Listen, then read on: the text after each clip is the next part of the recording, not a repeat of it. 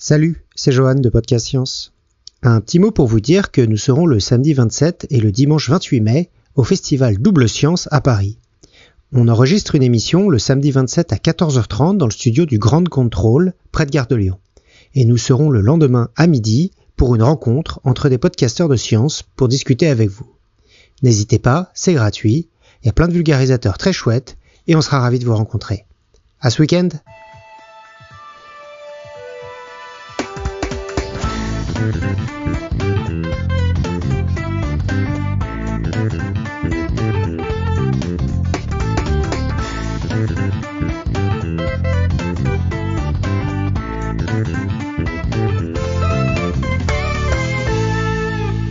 Beaucoup d'entre vous, auditeurs et auditrices, sont sûrement férus de neurosciences, de cerveau, d'astrophysique et autres sciences entre guillemets dures, ayant trait à nos mémoires, etc. Mais aujourd'hui, nous plongeons dans les mémoires collectives des hommes et des sociétés, puisque nous allons découvrir ensemble les secrets des archives de Strasbourg, en compagnie de notre invité Alban Eglem, responsable de la médiation et de la communication aux archives de Strasbourg. Nous sommes le mercredi 3 mai 2023, vous écoutez l'épisode 490 de Podcast Science, bienvenue.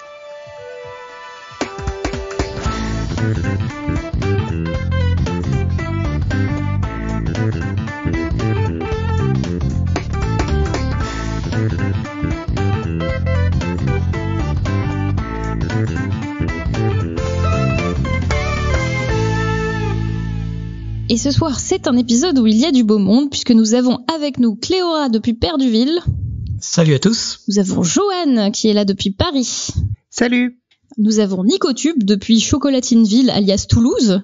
Salut. Nous avons Pascal, toujours fidèle à la technique depuis le sud de l'Alsace. Salut tout le monde. Nous avons notre invité, Alban Eglem, depuis Strasbourg. Salut. Et c'est moi, Eléa, qui aurai l'honneur de faire maîtresse de cérémonie pour cette interview. Donc bienvenue au micro de Podcast Science. Donc comme je le disais en introduction, tu travailles aux archives de Strasbourg et plus précisément tu es responsable de la médiation et de la communication aux archives municipales. Alors est-ce que tu peux nous parler un peu de ton parcours et surtout de ton métier aux archives ? Avec plaisir, j'aime beaucoup parler de moi. Alors du coup, moi mon parcours est assez classique. J'ai fait de l'histoire de l'art. J'ai pas fait de l'archivistique parce que ça existe de faire des métiers que d'archives, enfin que des études d'histoire et d'archivistique. Moi non, j'ai fait de l'histoire et d'histoire de l'art. Et après, comme dans tout métier de la culture, je me suis dirigée vers les concours de la fonction publique. J'en ai eu un. Et de là, je suis arrivée aux archives de la ville de Strasbourg. Et aujourd'hui, donc aux archives, je travaille principalement dans tout ce qui va être la valorisation des actions. Donc ça va être ce qu'on appelle la médiation culturelle, c'est-à-dire le fait de valoriser les collections ou, comme on en parle aux archives, des fonds, puisqu'on n'a pas des collections d'œuvres d'art, on a des fonds de documents. Donc on va valoriser ça, et ça on va le valoriser puis via plusieurs actions concrètes comme les expositions, des cycles de conférences, ce qu'on appelle un peu une saison culturelle. On a aussi tout ce qui va être la régie des prêts, c'est-à-dire on prête des documents à des institutions culturelles, les musées, les châteaux, d'autres centres d'archives. Ça nous fait un peu rayonner partout. Et on est aussi participant à des événements type Journée du patrimoine, Nuit des archives, l'équivalent des Nuits des musées. Donc voilà, donc ça c'est mon premier volet de travail, et mon second volet c'est la communication. Donc ça va être gérer notre site internet, gérer nos réseaux sociaux et valoriser de manière générale les archives. Souvent on dit que je suis une ambassadrice des archives parce que on voit moins mes collègues que moi, voilà. Effectivement, et avant notre rencontre, c'est marrant parce que comme beaucoup de gens peut-être, j'avais beaucoup d'a priori sur les archives. Et pour ceux qui ne connaissent pas les archives de Strasbourg en particulier, c'est pas très attrayant de l'extérieur. Pour ceux qui n'y habitent pas, c'est un grand bâtiment carré qui a l'air assez moderne. Il y a plein de vitres et quand on passe à côté, ça inspire pas forcément le droit d'y rentrer. On a l'impression que c'est un bâtiment officiel ou en tout cas un bâtiment privé. Il y a marqué archives dessus, donc moi vaguement je pensais que ça servait à stocker des documents pas forcément intéressants d'ailleurs, des actes de naissance, des choses comme ça, de la paperasse administrative.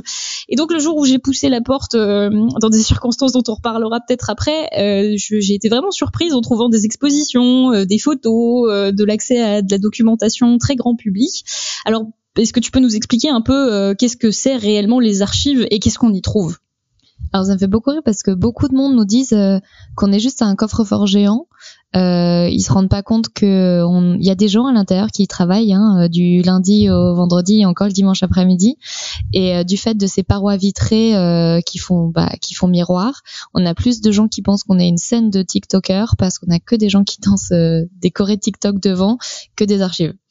Mais du coup, une fois que vous poussez la porte, comme tu l'as dit, on a plein de choses et toutes nos actions sont gratuites. Je tiens à le dire dès le début avant d'oublier, parce que du coup, c'est gratuit pour tout le monde. Que vous soyez plus de 26 ans, que vous soyez plus étudiant ou que vous soyez pas un chômeur, c'est gratuit. Et du coup, on vous propose de découvrir nos fonds, à travers toutes ces actions. Et parmi les fonds, comme tu as dit, il y a des belles photos, il y a de belles images. Donc, les archives, non, c'est cool. Faut venir parce qu'on a plein de choses pour tous en fait. Donc les archives en France, est-ce que tu peux nous expliquer comment c'est structuré un peu et quel type de documents on peut avoir et aussi jusqu'où est-ce qu'on peut trouver des documents finalement, comment est-ce qu'on y accède, d'où viennent tous ces documents? Alors les archives en France, tout du moins, parce que je vais pas parler des cas européens que je connais beaucoup moins, mais en France, si vous voulez, il y a 3 échelons. Il va y avoir l'échelon national, l'échelon départemental et l'échelon municipal. C'est comme la décentralisation en France. Vous avez les archives nationales qui gèrent tout ce qui va être des ministères, les compétences étatiques. Vous avez les archives départementales qui vont gérer tout ce que gère une région et un département, plus c'est aussi un lieu de dépôt pour les petites communes qui n'ont pas les moyens de déposer leurs archives dans leur propre centre parce que ça a un coût humain, financier, organisationnel. Et après, il y a les grandes villes, les municipalités qui ont des centres d'archives municipaux, comme c'est le cas à Strasbourg, Paris, Lyon, Marseille, les grandes villes comme ça a ses propres centres. Et du coup, ce qu'on va y trouver, ça va être des papiers de l'administration pour chacune des compétences. Compétences politiques, tout ce qui va être délibération des conseils municipaux, compétences budgétaires, compétences éducatives puisque les villes gèrent les écoles primaires par exemple, tout ce qui va être la culture, le sport, c'est un peu tout ce qu'une ville fait et nous on en garde la trace et la mémoire. Donc si tu nous donnes par exemple 1 ou 2 exemples de quel type de documents on peut trouver là dans les archives. Alors concrètement, aux archives de Strasbourg, il y a 2 types de fonds qui sont hyper utiles à tous les citoyens, pas que les chercheurs en histoire. Ça va être l'état civil pour tous ceux qui font des recherches généalogiques, donc c'est tout ce qui va être les actes de naissance, actes de mariage et actes de décès. Et avant que l'état civil n'existe, puisque c'est une création révolutionnaire, on a ce qu'on appelle les registres paroissiaux. Donc c'est quand les paroisses géraient les naissances, les mariages et les décès. Donc ça, c'est hyper utile pour avoir un suivi généalogique de sa vie et de sa famille. Et l'autre, ça va être ce qu'on appelle la police du bâtiment, qui est une spécificité strasbourgeoise, puisque c'est lié à l'administration allemande de 1070, où en gros, c'est vous avez votre bâtiment avec vos étages, vos plans d'origine, tous les travaux qui ont été faits, tous les travaux refusés, pourquoi ça a été refusé, etc. Et donc ça, c'est hyper utile pour tous les futurs propriétaires, locataires actuels, personnes qui vendent leurs biens, etc. D'accord. Et alors, ces documents-là, ça remonte jusqu'à quand? À partir de quand on archive les documents, en fait? Alors l'archivage du document, c'est assez ancien. C'est à partir du moment où une administration existe, que ce soit l'administration royale au niveau de l'État ou une administration un peu plus seigneuriale au niveau de la ville. La ville de Strasbourg étant une ville indépendante assez rapidement, à partir du XVIe siècle, on a une administration, les conseils des 15, les fameux. C'est pas qu'un quartier de Strasbourg, c'est aussi une administration. Et du coup, on a une équipe, si vous voulez, qui va garder ces archives et les transmettre. Et pour vous donner une date, aux archives de la ville, là, à Strasbourg, on a des documents qui remontent jusqu'à l'an 1000. D'accord. Donc on a près de 1000 ans d'archives alsaciennes et strasbourgeoises. Et ça, c'est une particularité alsacienne ou il y a d'autres archives qui ont des documents aussi vieux? Alors je sais pas pour tous les centres d'archives, mais globalement pour les grandes villes et notamment Paris, il y a des archives assez anciennes. Les archives nationales qui sont intrinsèquement liées à la ville de Paris puisque c'est le lieu de pouvoir quand même en France. Du coup, il y a beaucoup de choses aussi. Ok. Et alors, 1000 ans de documentation, j'imagine que ça doit prendre de la place. Alors comment c'est géré ça? Est-ce que tout est dans le bâtiment ou est-ce que vous faites du tri? Est-ce que vous évacuez des choses? Enfin, comment ça fonctionne un peu cette gestion de masse de papier? Alors, je vais pas donner trop de détails non plus parce que ça reste quand même des biens culturels qui sont considérés comme trésors nationaux. Il y a un marché noir de l'archive, il faut le savoir, comme il y a un marché noir des œuvres d'art. Mais pour vous donner un ordre d'idée, le bâtiment, pour les Strasbourgeois, venez nous voir. Le bâtiment, actuellement on a 18 km linéaires, donc c'est-à-dire que vous mettez un document l'un après l'autre pour faire une longue ligne et on peut faire 18 km, c'est 20 fois un stade. Et le bâtiment complet, c'est 24 km linéaires de stockage. Donc voilà, c'est comme un disque dur, on est dans la partie un peu finale. Et du coup, pour éviter d'être rempli à ras-bord et de pas savoir quoi faire des documents, on fait du tri très régulièrement. On a en fait 3 niveaux de tri, si vous voulez tout savoir. On a un premier niveau, c'est directement au sein de l'administration, chez nos collègues. On va aller les voir et avant qu'ils fassent ce qu'on appelle un versement, c'est-à-dire un don d'archives, on leur dit tout de suite, voilà, les versions brouillon, les versions 1, 2, 3 de vos projets, on n'en veut pas. Nous, on veut la version définitive. On veut des documents clés, des affiches de campagne. On va avoir les budgets définitifs. Mais par contre, le petit post-it pour dire réunion à 16h ou alors le petit mail pour dire on se prend un café tout à l'heure, on prend pas. Je vous le dis tout de suite. Donc déjà là, ça fait un grand tri. Et ensuite, quand on reçoit les archives chez nous, on fait encore un deuxième tri du point de vue de l'archiviste. Et donc là, on a ce qu'on appelle le code du patrimoine qui nous donne des normes. On a en fait 3 critères principaux à respecter. Un document, il doit avoir soit un intérêt juridique, tout ce qui va être dossier du personnel, RH, budget, soit un intérêt patrimonial, soit un intérêt historique, les 2 derniers étant quand même assez liés. Une fois qu'on a fait ce deuxième tri, évidemment, ce qu'on ne sélectionne pas, on le jette pas comme ça dans la poubelle jaune. On va d'abord aux archives départementales qui sont au-dessus de nous hiérarchiquement. On leur demande de vérifier. Et là, ils nous disent, OK, c'est bon, on valide. Et quand eux ont validé, on fait valider encore une 3e fois à la préfecture pour être sûr qu'on n'ait pas oublié un document crucial de l'histoire de Strasbourg. Une fois que tout ça c'est validé, qu'on a cette triple validation, on peut éliminer les archives. Et ça, on le fait de manière très réglementée en les incinérant. Toujours sous triple contrôle, archives de la ville, archives du département, préfecture. Et si c'est pas incinéré, on peut être poursuivi juridiquement. Parce que c'est des biens nationaux à nouveau.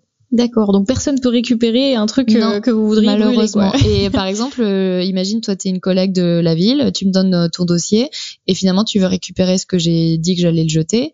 Et désolé, une fois que c'est donné, reprendre c'est volé. D'accord, ok. Voilà.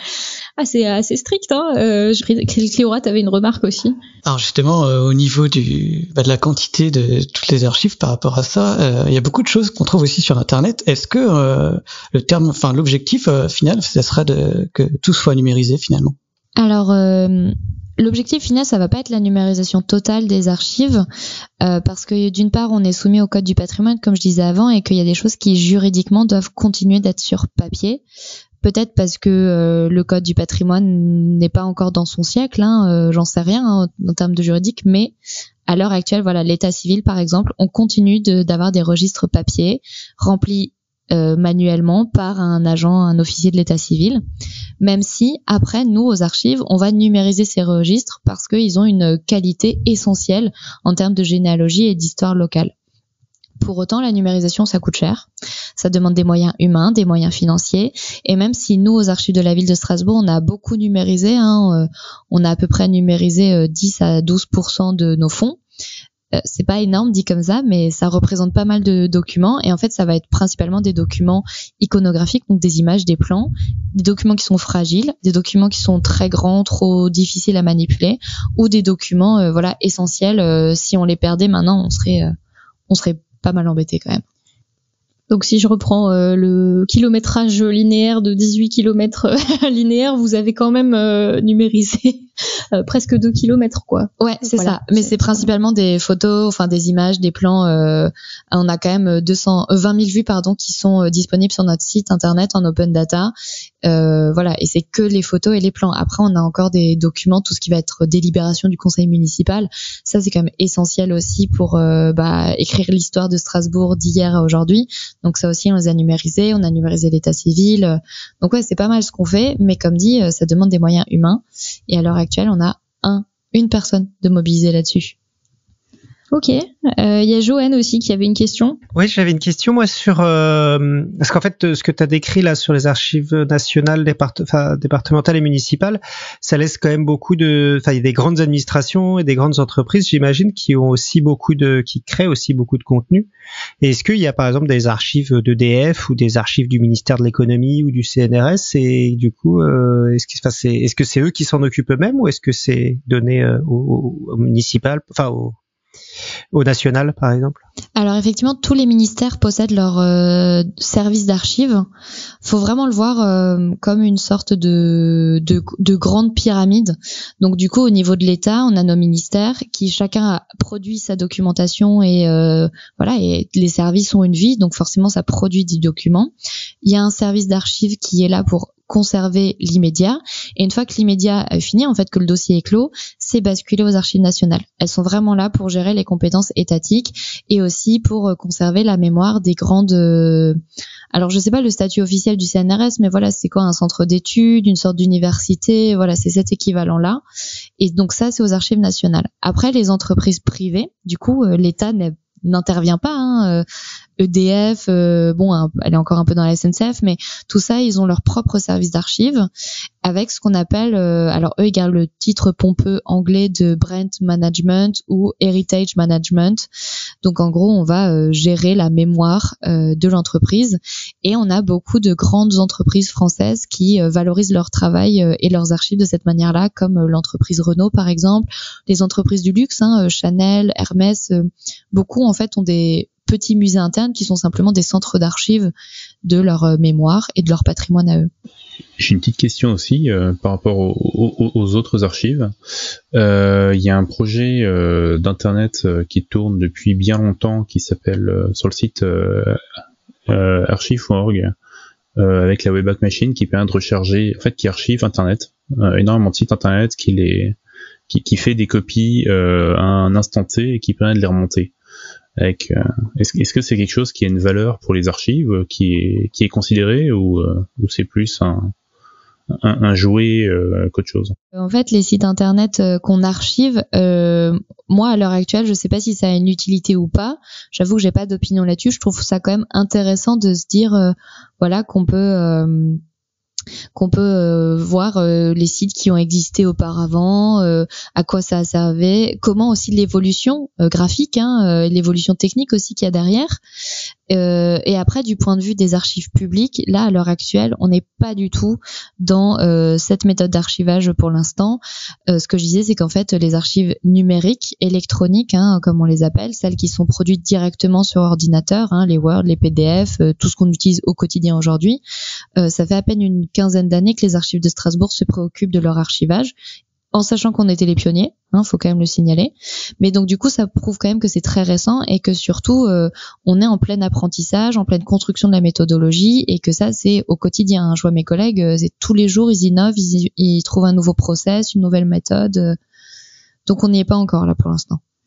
Ok. Et tu avais une question aussi? Ouais, mais je crois que j'ai eu un peu ma réponse. En fait, vous l'archivage dont tu parles là, c'est uniquement de l'archivage de texte, en fait, c'est ça? Alors non, pas que. On a une vraie diversité des typologies de fonds, pour utiliser les grands mots. C'est-à-dire que en priorité, l'administration, elle produit de l'écrit, c'est évident, mais pas que. On a beaucoup en fait, on a l'écrit en numéro 1. Ensuite, on va avoir de l'iconographie. Donc c'est tout ce qui va être les images, les illustrations, les campagnes de communication, les affiches. Ça, c'est vraiment notre deuxième volet. Et après, on va avoir tout ce qu'on appelle les registres, les ouvrages. Donc là, c'est un peu distingué parce que certes, c'est de l'écrit, mais ça s'intègre dans un ensemble. Voilà, l'état civil, c'est un ensemble. Un registre de naissance, ça n'a de sens que parce que c'est ensemble, c'est un registre entier. On a aussi tout ce qui va être la bibliothèque, parce qu'on archive tout ce qui a trait à l'histoire locale, l'histoire strasbourgeoise. Donc ça aussi, on a... Bon, c'est une forme d'écrit, je le reconnais. Mais en tout cas, ce qui est sûr, c'est qu'on n'a pas d'objet, ou très peu. On va avoir des petits goodies, des stylos, des clés USB, des choses qui sont petites. Mais en fait, dès qu'on a un objet, c'est plus notre compétence de conservation. Et ça, on le transfère au musée de Strasbourg, par exemple. D'accord, ouais. Et la vidéo ? T'en as pas parlé? Et la vidéo, on en parle. J'ai pas encore le réflexe d'en parler parce que c'est très récent qu'on commence à avoir de la vidéo. Les premières vidéos qu'on a archivées, c'est quand les conseils municipaux et eurométropolitains, parce qu'à Strasbourg on a cette double casquette, on est une ville municipale pour Strasbourg et un ensemble de communes qu'on appelle l'Eurométropole. Du coup, il y a 2 conseils et ça, ils sont filmés. Et donc du coup, aujourd'hui, on a et les traces écrites, les PV, les procès-verbaux de ces délibérations, plus encore la vidéo filmée, un petit peu ce qu'on fait ce soir. Je voulais juste poser une question, rebondir sur ce que vous disiez juste avant sur l'archivage web. Est-ce que vous répondez à des sollicitations extérieures? Parce que par exemple, ce qui est intéressant sur l'archivage de sites web, il y a un sacré nombre d'années, on s'était posé la question à Podcast Science de est-ce qu'on peut solliciter quelqu'un dans les archives pour archiver notre contenu. On se dit, on a 500 épisodes, ce serait un peu dommage qu'ils disparaissent parce que, par exemple, l'équipe arrête le podcast. Et est-ce que vous savez répondre à ce genre de demande? Alors, en numérique, j'ai compris que c'est un peu compliqué, mais s'il y a quelqu'un, par exemple, qui a des écrits chez lui, même pas des écrits célèbres, et qui aimerait pouvoir les conserver, est-ce que vous répondez à des demandes privées comme ça? Alors, on répond à des demandes privées, mais pas de la manière un petit peu un prestataire extérieur qui est là pour conserver à votre place comme un box de stockage. Nous, les fonds privés, parce qu'on appelle ça comme ça, les fonds privés qu'on reçoit, on les reçoit en don déjà. Donc, c'est une cessation de propriété. C'est comme si maintenant, vos podcasts, vous nous les donniez et que ça devient de la propriété des archives de la ville de Strasbourg. Donc, c'est plus la vôtre. Et on les conserve alors nous on va les conserver parce on va y voir un intérêt historique ou patrimonial, parce que ça illustre une activité associative, scientifique à Strasbourg, donc ça ok, on y voit un intérêt parce que ça complète les archives administratives, mais ça va vraiment être un don de votre part. En revanche, là pour répondre un peu aux besoins de vous qui avez besoin de conserver votre mémoire, votre production, là il y a des entreprises privées qui existent dorénavant depuis une dizaine d'années. C'est des archivistes qui ont monté leur boîte de conservation, d'enregistrement, de préservation, que ce soit des documents papier ou numériques. Donc la start-upisation, ça se passe même pour les archives. Oh oui. Très bien. Et alors, comment ça se passe du coup pour les droits? Parce que vous archivez, mais vous rendez aussi des choses publiques. Est-ce que n'importe qui peut accéder à ces documents d'archives? Est-ce que n'importe qui peut utiliser librement les images, les documents, tout ce qui se trouve aux archives en fait? Comment ça se passe en termes de droits et d'accès? Alors, il y a quelque chose que j'aime bien dire, c'est que les archives, c'est certes des trésors nationaux, mais c'est surtout la propriété du citoyen. Donc, ça veut tout dire. C'est votre propriété autant que la mienne, autant que celle de l'État. Donc, en fait, nous, on est là pour vous la mettre à disposition. Après, on a un cadre des normes, des règles qu'on doit suivre. Mais grosso modo, on est là pour vous communiquer, c'est le mot qu'on utilise dans notre jargon, pour vous mettre à disposition ces archives. Et ce que j'aime bien aussi dire, c'est qu'il faut pas avoir 18 ans pour venir aux archives. Vous pouvez même venir en tant que mineur. C'est pas comme l'alcool ou le casino où il faut un certain âge. Vous pouvez venir chez nous avant. Maintenant que ça c'est dit, ce qui est très intéressant, c'est que les archives, on est là pour répondre à vos questionnements sur qu'est-ce que c'était que la France ou le département ou la ville hier, ou je veux faire des recherches en généalogie, je veux savoir comment était ma maison avant, je fais des études d'architecture, je fais des études d'histoire, je fais des études d'histoire du sport, d'histoire de la musique. Voilà, en fait, nous, on est la porte d'entrée dans cet univers-là, dans le passé finalement. Donc c'est vraiment un service et une médiation vers le passé. Exactement. Pour la petite histoire, pendant la crise Covid, donc le premier confinement, on a tous été heurtés de plein fouet et pris au dépourvu, certes. Mais pendant le second confinement, quand les lieux culturels ont été fermés, les musées par exemple, les salles de spectacle, tous étaient fermés. Nous, aux archives, on a un double statut, si vous voulez. On a notre salle d'expo qui est un statut vraiment muséal, culturel, donc elle était fermée. Mais la salle de lecture, là où vous consultez les archives, ça c'est resté ouvert parce que c'est essentiel, au même titre que, alors moins fun, les impôts, et plus fun, l'état civil, parce que le Covid n'a pas empêché les gens de naître, de se marier ou de décéder.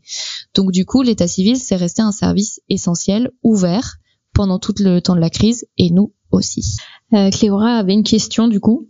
Oui, parce que tu parlais que tout le monde peut venir finalement, de ce que j'ai compris. Et de ce que j'ai vu aussi, ce que je m'intéresse aussi, on peut même, a priori on prend rendez-vous et c'est carrément les archivistes qui choisissent, qui retrouvent les documents avant notre rendez-vous en fait carrément, ce que j'ai compris. Mais aussi, donc c'est toutes les personnes qui peuvent venir, mais j'imagine que c'est plutôt les historiens, les journalistes qui viennent le plus souvent aux archives. Alors étonnamment pas. Les historiens, c'est effectivement notre deuxième cible, si je puis parler comme ça, mais notre première cible, c'est vraiment les gens qui viennent pour de la police du bâtiment. Donc les futurs acquéreurs ou les nouveaux vendeurs, les locataires qui veulent en savoir plus, qui veulent faire des travaux chez eux. La police du bâtiment à Strasbourg, c'est vraiment le fonds numéro 1 en termes de consultation. Et après, on a les historiens. Et en troisième position, on va avoir tout ce qui est généalogiste, amateurs comme professionnels, et les notaires, pour tout ce qui est recherche d'héritiers en cas d'héritage et de décès. Ok.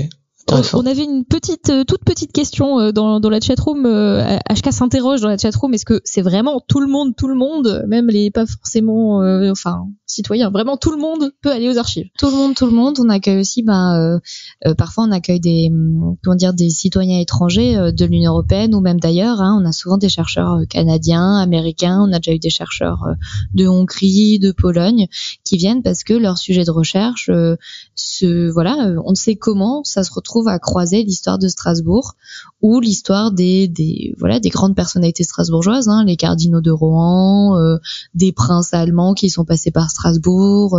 On se rend pas compte en fait de la richesse intellectuelle et savante que Strasbourg a connue tout au long de ce millénaire. Voilà, du coup ça me fait une excellente transition puisque moi j'aurais voulu savoir exactement quelles étaient les particularités des archives de Strasbourg, puisque l'histoire de la ville est particulièrement mouvementée, l'histoire de la région aussi. On est passé à l'Allemagne, puis à la France, puis à l'Allemagne, puis à la France.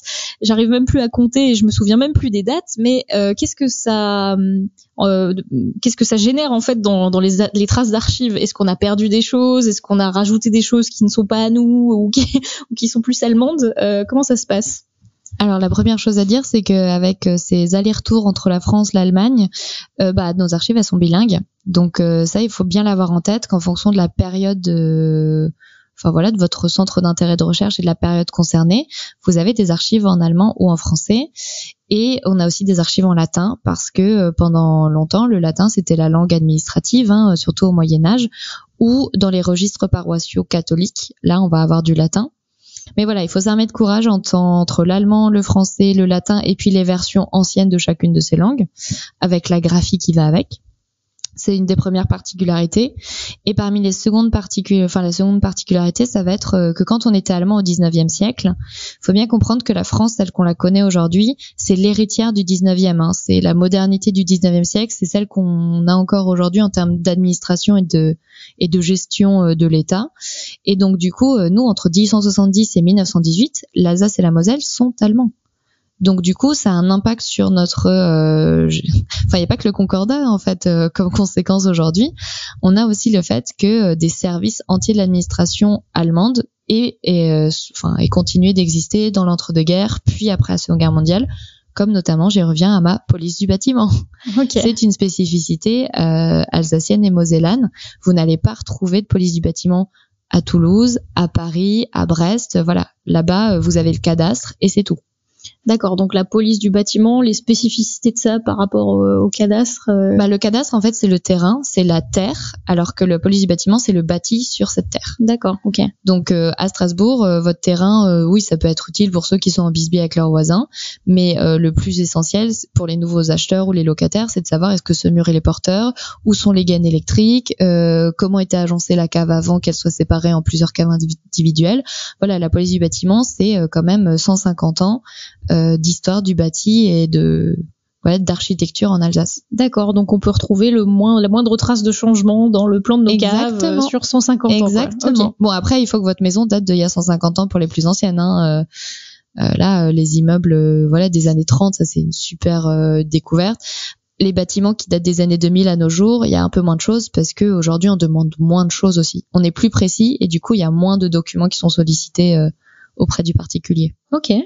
Alors raconte-nous, est-ce que vous avez des trésors, vraiment des trucs incroyables dans les archives de Strasbourg? Alors il y en a plein. Je peux pas. C'est que j'ai pas tous les trésors en tête. Et ce que nous on appelle trésor, ce sera peut-être pas un trésor pour vous. Moi, je vais plutôt vous parler de mes coups de cœur en fait. Alors moi je suis très icono, donc très images. Moi mes coups de cœur ça va être notamment les photos d'un service qu'on appelait l'Office des statistiques, un office qui était au sein de la ville, de la ville de Strasbourg. C'était un service municipal et lui il s'est occupé de prendre en photo la ville sous toutes ses coutures entre 1920, donc quand on redevient français, et ça se finit juste après la guerre 47-48. Et en fait, l'Office des statistiques, avant, il y en avait dans toutes les villes, dans toutes les grandes villes de France. Et après la Seconde Guerre mondiale, il est remplacé par quelque chose qu'on connaît bien aujourd'hui qui s'appelle l'INSEE. Ok. Voilà, donc c'est l'INSEE qui le remplace. Ça a plus du tout le même but parce que l'INSEE prend pas en photo l'évolution urbaine et architecturale de votre ville, mais nous on a un fond photographique du Strasbourg de la Grande Percée, donc le fait de raser des petites maisons alsaciennes pour les remplacer par des grandes avenues, l'avancée du tram, du premier tramway, parce qu'on a eu le tram jusque dans l'entre-deux-guerres. Ensuite, on enlève tout le tram pour le remettre dans les années 80-90. Ok. Ouais, donc ça aussi c'est intéressant de le découvrir. Et ce fond-là, il est disponible dans sa totalité sur notre site internet, donc vous pouvez visionner les photos. Pour la petite astuce, c'est le 131 MW. C'est ce qu'on appelle une cote, c'est le numéro d'identification du fond. 131 MW pour tous les auditeurs qui veulent visiter Strasbourg entre 1920 et 1947, c'est ça, grosso modo, ouais. Ok. Tu es donc à donner une adresse pour trouver que les gens trouvent ce genre de photos. J'imagine qu'il y a un énorme travail pour indexer ça, tout simplement pour que les gens puissent savoir ce qu'il y a dedans. Et ça, c'est en ligne? Enfin, comment ça? Ou est-ce qu'en fait, il y a des trucs où vous savez même pas en fait où c'est? Alors, en fait, il y a plusieurs réponses à ta question. Alors, effectivement, on a un gros travail d'indexation parce qu'avant de les mettre en ligne, on se demande déjà où c'est. On essaye d'identifier les rues. Alors, il y en a pour qui c'est très évident, quand c'est des grands boulevards qu'on connaît aujourd'hui ou que les immeubles n'ont pas beaucoup changé, c'est hyper facile. Il y en a d'autres, c'est un peu plus compliqué en fonction de l'angle de vue aussi. Et donc, sur notre site internet que je donne, c'est archive.strasbourg.eu. Sinon, on est très bien référencé aussi dans Google avec Archives de Strasbourg.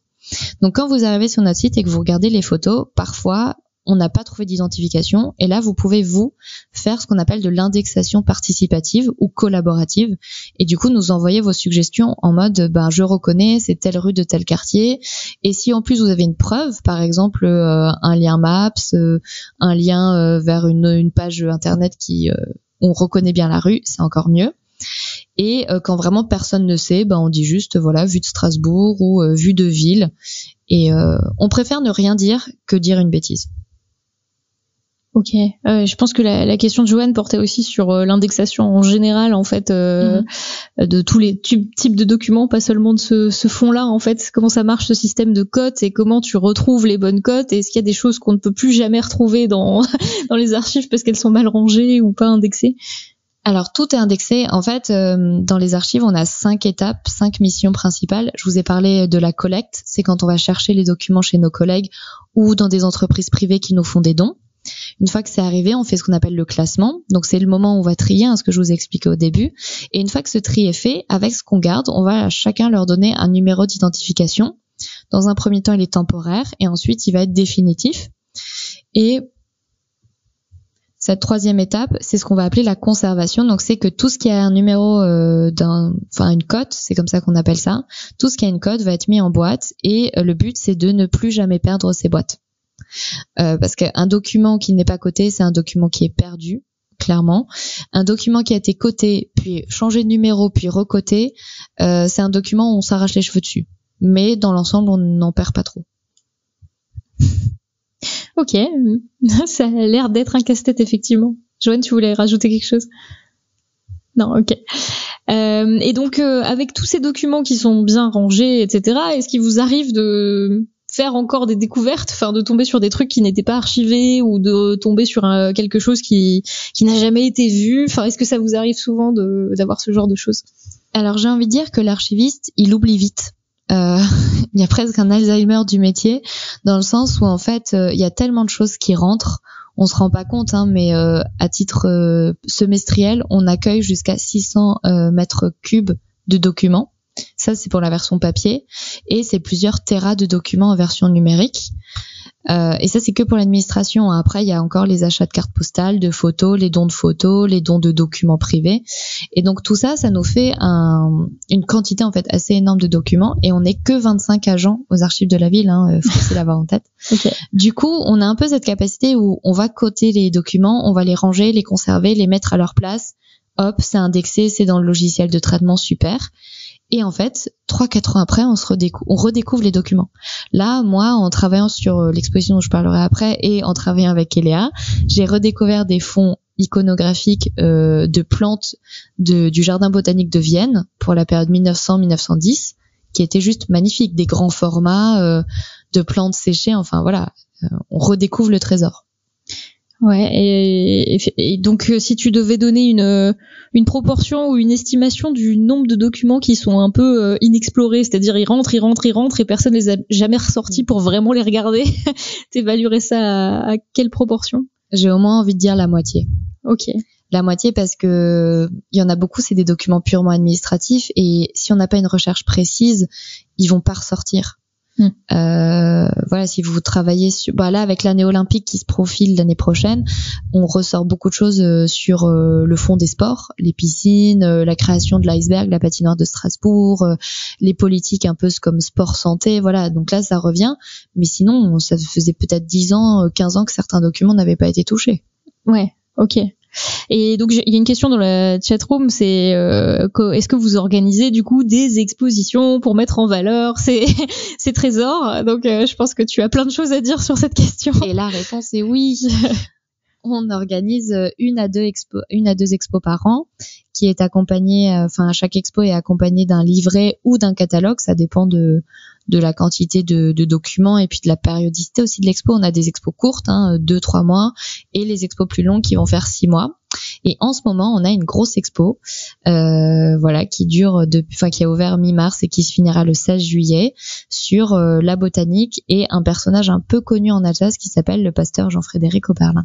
Voilà, mais on va en reparler puisque vous me voyez venir, hein, on a parlé de botanique, du coup ça, c'est ce qui arrive juste après.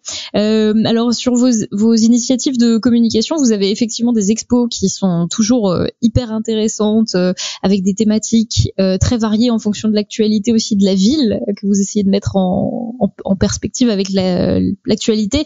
Donc il y a des choses sur la guerre, les déportations, il y a des choses un peu plus légères sur l'iconographie pendant la belle époque, tout ça, il y a des très beaux documents qu'on peut voir dans ces expositions. Est-ce qu'il y a une exposition ancienne sur laquelle tu as travaillé qui t'a particulièrement plu? Alors du coup, moi, ça fait que 3 ans que je suis aux archives de la ville et c'est ma 3e exposition à l'heure actuelle. Et en fait, quand je suis arrivée, on m'a tout de suite mise dans le bain en me disant cette année, on fait une exposition sur le nazisme et le Troisième Reich. Et on est quand même à 20 ans des commémorations du centenaire. Même un peu moins, là on est à 15 ans même du début de la guerre. Mais mine de rien, 15 ans... ça paraît énorme. En fait, en faisant cette exposition, moi j'ai trouvé passionnante. On a montré beaucoup de documents peu utilisés parce que la période de l'annexion en Alsace entre 40 et 44, c'est peu utilisé parce que ça rappelle de très mauvais souvenirs. Et je l'ai vu dans les visites guidées, il y a eu des générations qui ont connu ou qui sont nées juste après-guerre pour qui c'était une honte de faire une exposition sur ce sujet-là. J'ai eu une dame en visite guidée qui a craché sur le portrait d'Adolf Hitler qu'on avait mis dans l'expo en lui disant qu'on était des néo-nazis à montrer ce portrait, à faire l'apologie de cette période-là.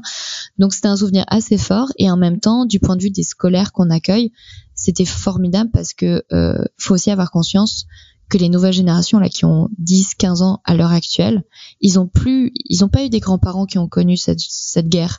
Du coup, ils ont plus de témoignages directs et pour eux, ça appartient à l'univers fictionnel des livres, des séries, des films et ils comprennent pas la cruauté qu'il y a eu avec cette guerre, la barbarie que représente l'Holocauste et puis même tout le régime totalitaire nazi. Donc ça nous semblait essentiel d'en parler avant les commémos qui vont arriver dans 15 ans. Ok, donc vous êtes aussi des médiateurs de la mémoire et vous entretenez aussi ces souvenirs historiques qu'on n'a pas connus et c'est vrai que les documents dont vous bénéficiez permettent de montrer des choses qu'on ne voit pas. Donc en ça c'est assez bien. Et je précise aussi que les expos sont toujours hyper bien faites aux archives de Strasbourg parce que du coup je suis allée en voir Donc c'est vraiment un super travail. Je suis tombée aussi par hasard en venant aux archives sur des gens qui étaient de tous âges, hein, des jeunes, des moins jeunes, tout ça, qui étaient religieusement en train d'analyser des documents aux archives collectivement. Et donc je me demandais un peu ce que c'était, et il paraît que vous accueillez des activités de sciences participatives aux archives. Est-ce que tu peux nous en parler un peu ?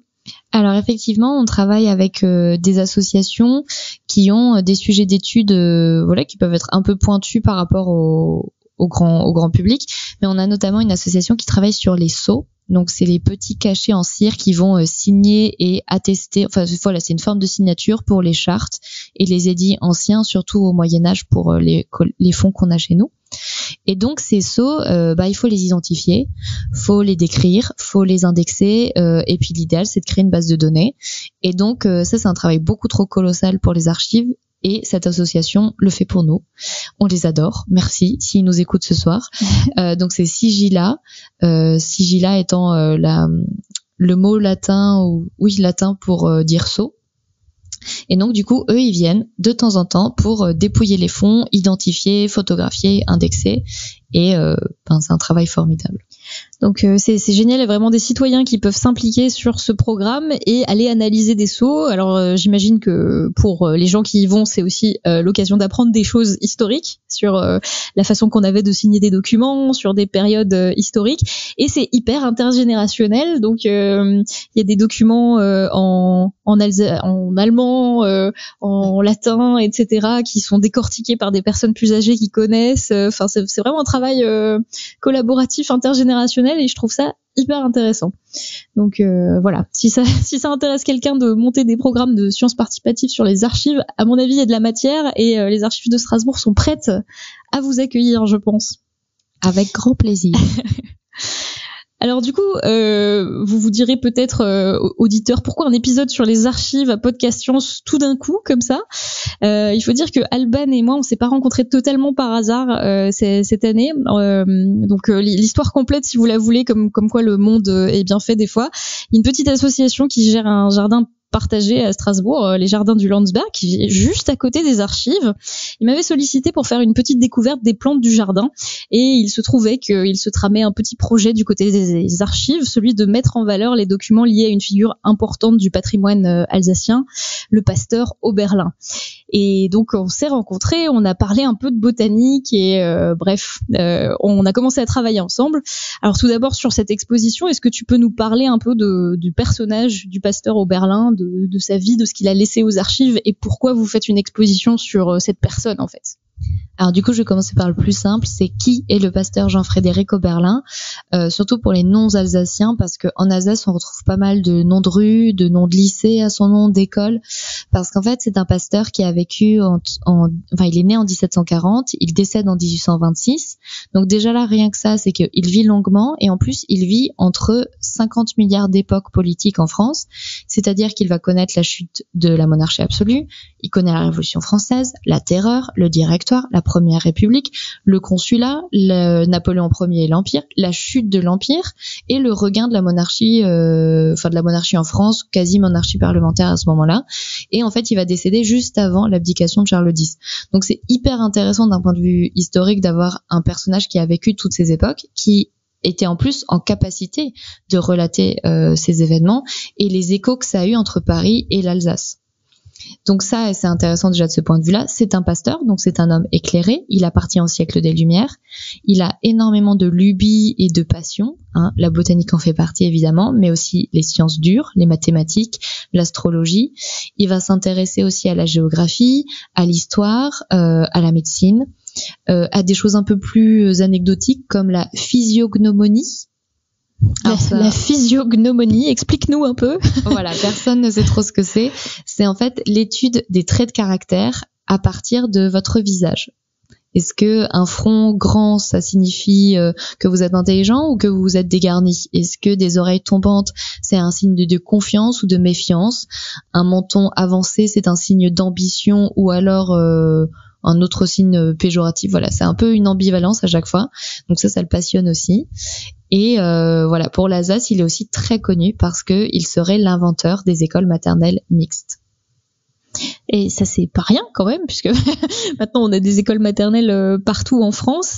Donc cette personne-là qui vivait en Alsace, lui, il vivait dans une région particulière aussi de l'Alsace, dans une zone qu'on appelle le Banc de la Roche, qui est une vallée alsacienne, voilà. Et est-ce que tu peux nous en dire un peu plus sur ce qu'il a fait là-bas et ce qu'il a laissé aux habitants du Banc de la Roche un peu? Alors, je vais pas tout vous dévoiler parce que le but c'est que vous veniez voir l'exposition. Mais effectivement, en fait, quand il a 27 ans, il est envoyé. Donc, il est pasteur, hein, donc voilà, c'est sa charge, c'est son travail. Il est envoyé dans ce qu'on appelle le Banc de la Roche, qui est un petit comté de plusieurs villages. C'est une dizaine de villages au fin fond d'une vallée reculée de Strasbourg. Hein. Aujourd'hui, c'est 45 minutes, 1 heure de route en voiture. Là, il faut se dire que c'est presque une journée entière, de trajet à cheval pour son époque. Et donc, il est envoyé là-bas, et c'est un terrain qui est un peu connu comme étant plein de famine et de disette en hiver. Le climat est rude, les gens sont peu éduqués, le sol ne produit rien. Donc, c'est vraiment le calvaire, en fait. On l'envoie au bagne. Hein. Et quand il arrive là-bas, il se dit c'est un peu ma chance de faire de l'innovation sociale. Lui, c'est vraiment le philosophe des Lumières qui se dit je vais pouvoir essayer les théories de Rousseau, de Voltaire, et donc il va prendre ses paroissiens à bras le corps, les faire planter tel type de pommes de terre, tel type de betterave qui a un meilleur rendement, qui supporte le gel. Il va prendre tous les enfants qui sont pas en âge de travailler dans les champs, il leur dit maintenant vous allez à l'école maternelle apprendre à lire, à écrire, à compter, on vous apprend le tricot, on vous apprend à identifier les plantes pour faire de vous du coup des citoyens un peu plus éclairés et donc à même de maîtriser la nature. Et donc voilà, le but pour le pasteur, c'est à la fois une expérience sociale et en même temps une expérience sociale à but positif, puisque l'intérêt c'est que ses paroissiens s'élèvent. Voilà, donc évidemment le lien de proximité entre nos deux thématiques s'est vite retrouvé sur la botanique, et donc je vais me retrouver à faire une conférence prochainement sur le pasteur Oberlin et notamment les plantes qu'il a étudiées et la connaissance sur les plantes qu'il a transmises aux habitants du Banc de la Roche à travers les archives. Et donc j'ai pu écumer un peu ces documents d'archives. Donc la collection du pasteur Oberlin, dedans il y a beaucoup de fiches pédagogiques que le pasteur créait pour expliquer aux habitants du Banc de la Roche et aux enfants et aux adultes d'ailleurs à quoi servaient les plantes. Il faisait des empreintes de plantes pour leur apprendre à les identifier, et tout ce matériel pédagogique, il est vraiment extraordinaire à décortiquer parce que ça donne une représentation assez pointue, assez fidèle de ce qu'on savait sur les plantes à l'époque, et par rapport à ce qu'on sait actuellement des plantes et de leurs usages, c'est un peu stratosphérique comme masse de connaissances. Donc c'est assez touchant à décortiquer.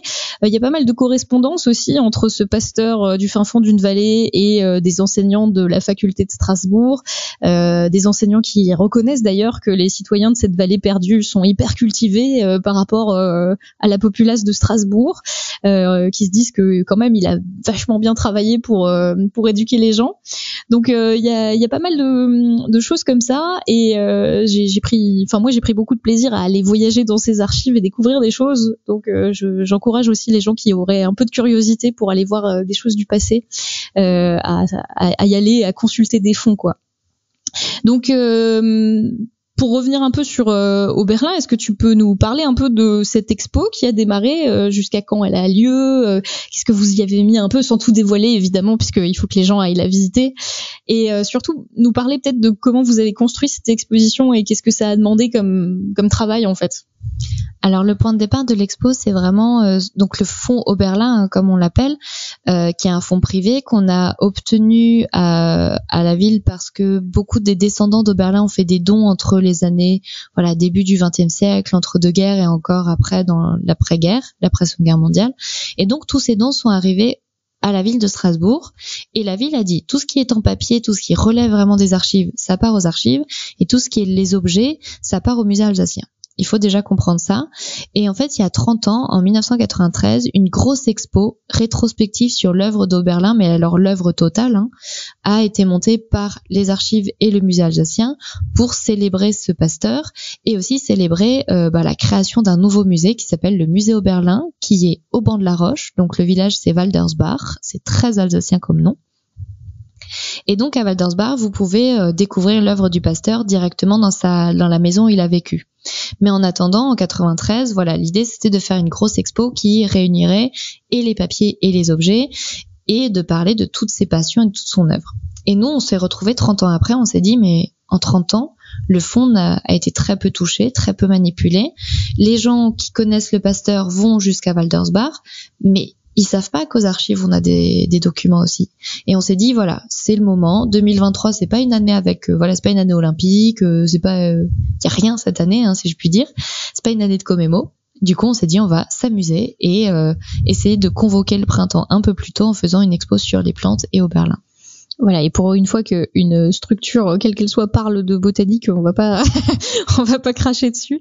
Donc vraiment, c'est une belle expo que j'encourage tout le monde à aller voir si vous passez par Strasbourg et à découvrir aussi les objets qui sont peut-être numériquement. Il y en a qui ont été numérisés. Alors on a une galerie de fiches pédagogiques et de portraits qui est disponible sur le site internet, mais là pour l'instant l'expo virtuelle n'arrivera qu'après, qu'à l'automne, et parce que le but c'est de vous voir en salle.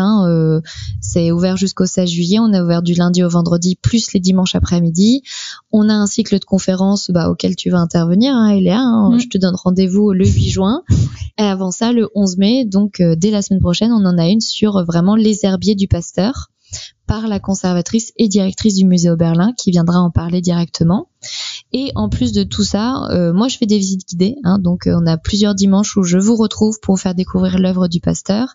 Et on a aussi imaginé un livret-jeu pour les plus jeunes, parce que le pasteur avait en tête que c'est les plus jeunes qui vont former la génération de demain, et donc il faut mettre le paquet pour les éduquer, les inscrire, leur donner toutes les chances pour qu'ils s'en sortent. Donc on a un livret-jeu qui est à disposition des 5-10 ans. Très bien. Donc pour remettre aussi dans le contexte, donc aux archives vous êtes du coup assez preneur de nouveaux projets ou de nouvelles initiatives qui font venir des gens aux archives, si j'ai bien tout suivi. D'ailleurs tu as généreusement accepté de soutenir notre première Scientific Game Jam qu'on a organisé à Strasbourg, et donc les participants de cet événement qu'on a organisé peuvent aller visiter l'archive et ont une visite guidée offerte aux archives. Donc c'est assez chouette de pouvoir faire des partenariats comme ça entre des structures publiques et des initiatives de médiation et de rapprocher, parce que finalement les archives c'est pas un bâtiment si fermé que ça et on a beaucoup de liens à faire. Alors à toi, à titre personnel, en tant que chargé de communication, de médiation, etc. pour les archives, est-ce que tu aurais des nouveaux projets ou des choses de fou que t'aimerais faire pour les archives? C'est quoi les prochaines étapes, les prochains projets que t'aimerais mettre en place pour faire venir des gens aux archives? Alors, il y a les projets qui sont prévus. Et ensuite, il y a les projets que j'aimerais. En fait, dans les projets idéaux, ce dont je rêve la journée quand je suis au bureau, c'est de faire venir les jeunes. Alors, je dis jeunes, mais en tout cas la tranche d'âge entre 15 ans et 35 ans. Ceux qui ne sont pas des étudiants en histoire, qui ne sont pas des étudiants en architecture, qui ne sont pas des gens qui sont versés, qui travaillent dans le monde de la culture. Moi, ma cible, c'est vous, les auditeurs. J'ai envie de vous faire venir aux archives, j'ai envie de vous faire découvrir cet univers-là, parce que je suis convaincue que vous allez y trouver un intérêt, quelque chose qui va vous dire « Ah ouais, mais en fait, c'est cool ». Et pour ça, mon rêve, c'est un jeu vidéo sur l'histoire de Strasbourg à travers les plans et les documents iconographiques qu'on conserve chez nous. Donc la Scientific Game Jam, c'était pas que c'était clairement par intérêt que je suis venue, je peux te le dire maintenant. Moi, mon intérêt, c'était de vendre mon projet de jeu vidéo, trouver des partenaires, parce que j'ai envie de le voir se réaliser. Tu reviendras au podcast, au micro du podcast si jamais un jour on arrive à concrétiser ce projet de jeu. Alors, est-ce que dans l'équipe, il y a encore des questions que vous vous posez pour Alban, et est-ce qu'on a des questions dans la chatroom?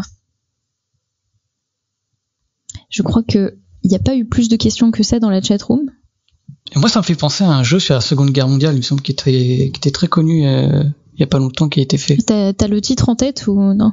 Ouais, j'ai le nom du jeu vidéo. Sur la Première Guerre mondiale, un jeu vidéo pédagogique qui s'appelle Soldats inconnus au pluriel. D'accord. Et on suit une petite histoire de soldats et d'une infirmière avec l'histoire des taxis aussi qui passaient, etc. Et en termes de développement, t'as l'info, qui c'est qui l'a fait? Est-ce que c'est un... Je vois Ubisoft. Ah oui, d'accord.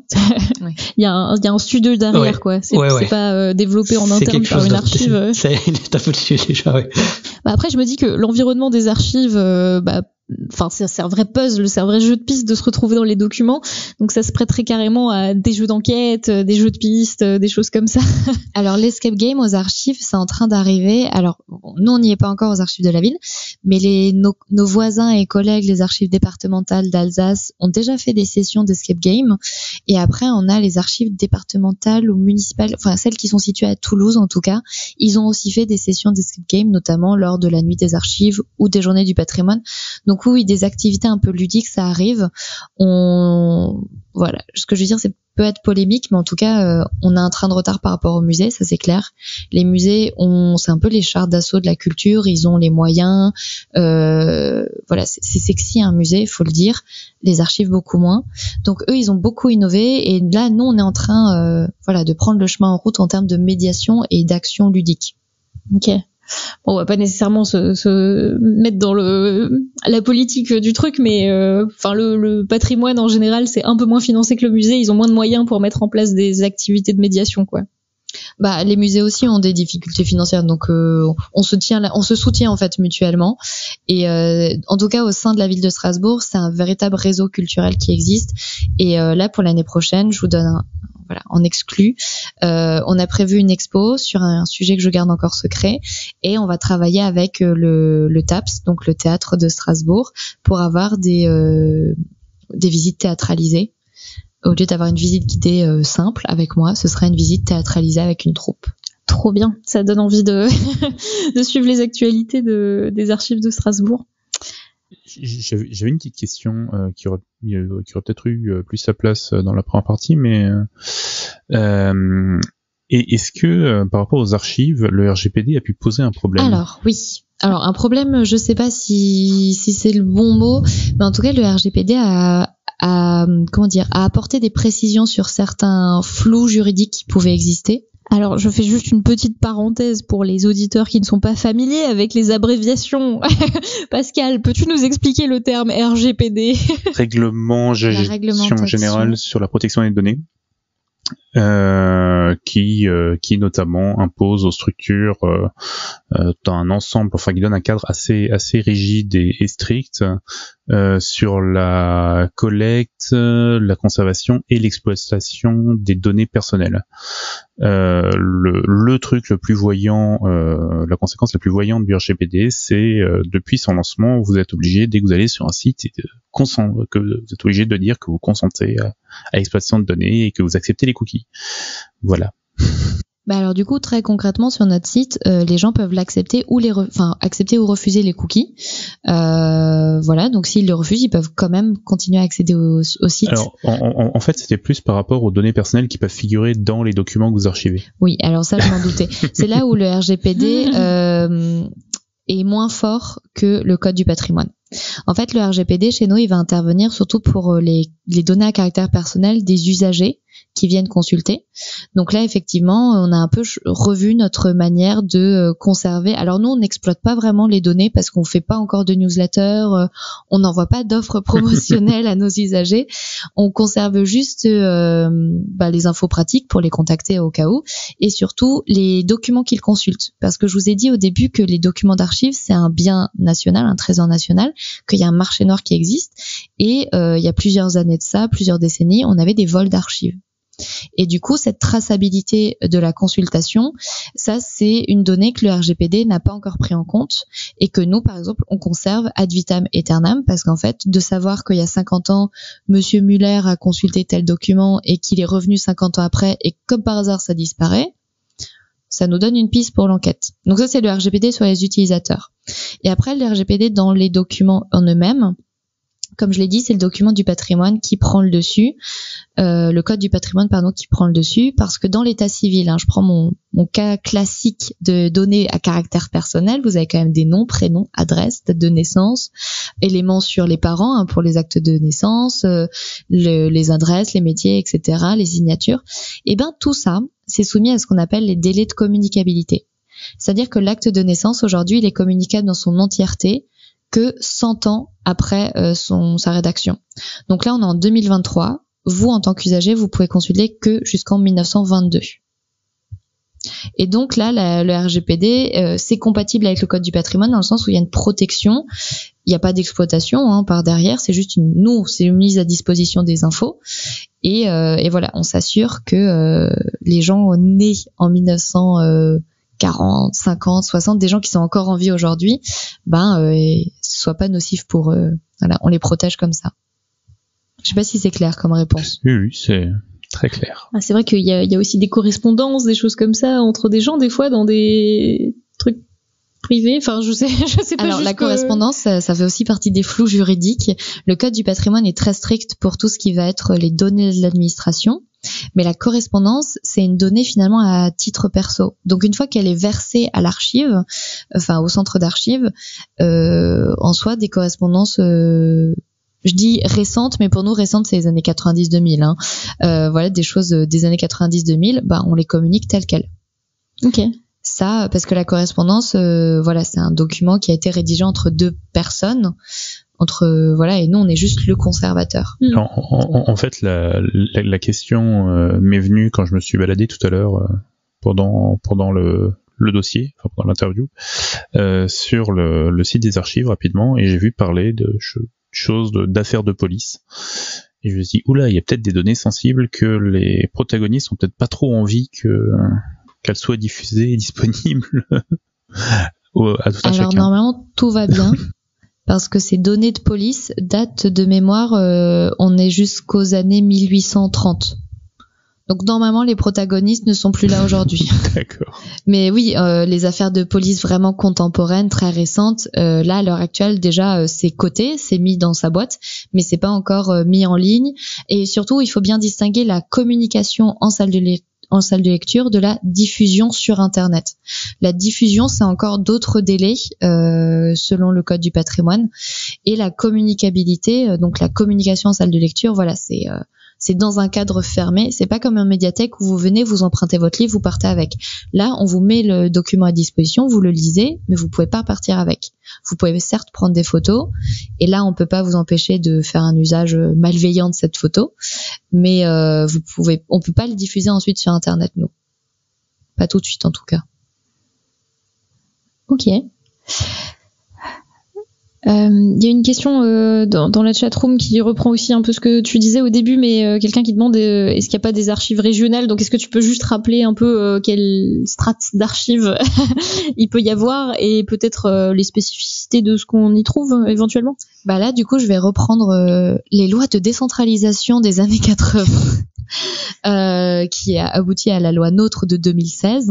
Donc voilà, tous ceux qui sont un peu dans le droit public, ça devrait vous parler. En fait, c'est l'idée que en France, on a un pouvoir qui est certes régalien, donc l'État se trouve à un niveau, hein, c'est Paris qui concentre les pouvoirs étatiques, mais on a ensuite ce qu'on appelle des pouvoirs publics de proximité à différents échelons. Donc on part de l'État en haut de la pyramide, on descend avec les régions, ensuite on descend avec les départements et on aboutit avec les communes qui, à l'heure actuelle, depuis la loi NOTRe de 2016, ont la possibilité de se regrouper en communauté de communes, agglomération de communes, eurométropole. Voilà, je vous épargne tout ça.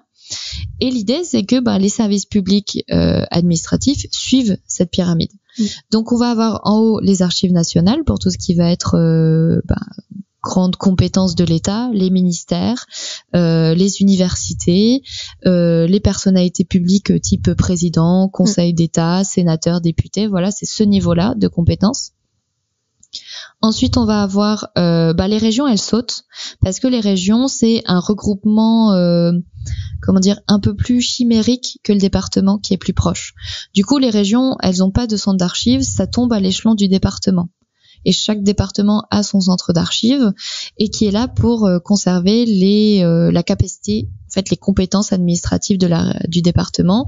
Donc le département intervient dans les transports, dans certains échelons du sport, certains échelons de la culture, de l'éducation. Donc voilà, c'est là pour regrouper ça, regrouper aussi les délibérations politiques des départements et aussi pour soutenir les petites communes, comme je disais, qui n'ont pas les moyens humains, techniques, financiers d'avoir leur propre centre d'archives communaux. Et enfin, en dernier lieu, le plus proche, c'est l'archive municipale qui est là à l'échelon de la ville, de la municipalité, de la collectivité la plus proche du citoyen, comme on dit. C'est finalement pratique d'avoir sauté les départements parce que comme ça, quand on fait des redécoupages de grandes régions, on n'a pas besoin de déplacer les archives tout le temps. Je sais pas si c'était prévu déjà au 19e, mais oui. On approche de la fin de l'émission. Est-ce que tu avais ramené une citation ou si tu n'as pas de citation, c'est pas grave puisque Joanne en a une très bien qu'il a très envie de lire. Alors je laisserai la place à Joanne, mais j'en profite juste. Là, quand tu m'as demandé une citation, ça a popé dans ma tête et c'est un mot parfait pour résumer l'expo. Le pasteur Oberlin disait que tout dans la vie devait être gratis. Donc du coup, j'ai envie de dire que comme tout est gratuit chez nous, venez aux archives parce que c'est gratis. Ok. Merci. Et Joanne, on va quand même te laisser lire ta citation. On va pas te frustrer comme ça.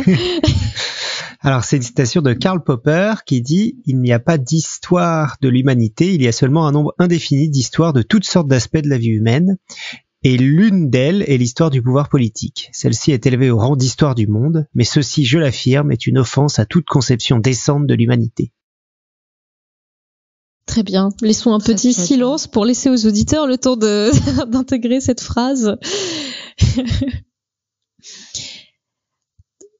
Merci beaucoup Alban, c'était très chouette de te retrouver au micro ce soir. J'espère qu'on aura l'occasion de faire d'autres émissions sur d'autres sujets, peut-être sur des sujets plus historiques autour de l'Alsace. En tout cas, je pense que à travers cet épisode, les auditeurs auront pu comprendre que les archives, c'est pour tout le monde et que vous avez tous le droit de consulter les mémoires de votre commune, région, département. C'est un droit, c'est peut-être même un devoir, d'aller consulter son passé et d'aller faire attention à ce qui s'est fait avant pour réfléchir à ce qui se passera par la suite. On peut y trouver des sources d'inspiration peut-être dans le futur. Donc allez aux archives. Et puis merci d'avoir écouté cet épisode de Podcast Science. Et en attendant le prochain épisode, n'oubliez pas que servir la science soit votre joie.